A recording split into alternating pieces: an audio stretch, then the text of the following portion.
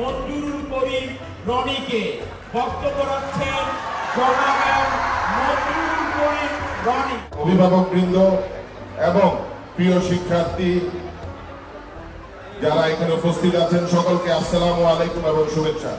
কষ্ট না করলে মিষ্টি পাওয়া যায় না, ঠিক না?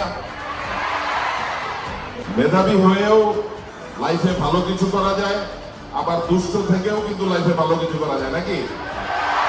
দুষ্টরা ইনশাল্লাহ সামনে আরো ভালো করবে, নাকি? তুমি কোথায় সেট হতে চাও সেই গোলটা তোমাকে সেট করতে হবে, তোমার মূল্য তখন নির্ধারণ হবে, ঠিক কিনা? হার্ড ওয়ার্কের কোনো বিকল্প নাই। শিক্ষকবৃন্দরা আছেন, আপনাদের অনেক অবদান এই দেশের প্রতি, দেশের মানুষের প্রতি।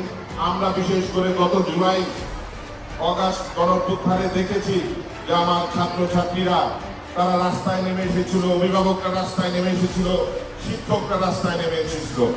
কি এই আন্দোলনে সবাই অংশগ্রহণ করে নাই?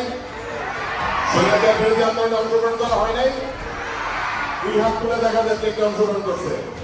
সবাই করছে, আলহামদুলিল্লাহ। গঠিত হয়েছে আপনাদের জনগণের ভোটের মাধ্যমে। আমরা সরকারে এসেই কিন্তু আমাদের মাননীয় প্রধানমন্ত্রী ঘোষণা দিয়েছেন মাদকের বিরুদ্ধে জিরো টলারেন্স। গাজীপুরে কয়েক মাস আগে তামিম ইকবাল আসছিল না? দেখতে যা, আমি টিকিট দিব, যাওয়া তোমরা হবে না, কিন্তু আমি ভাগ ভাগ করে সবাইকে ইনশাল্লাহ নিয়ে যাব।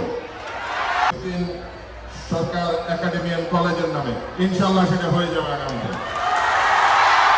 আপনাদের মাঠ আপনাদের থাকবে।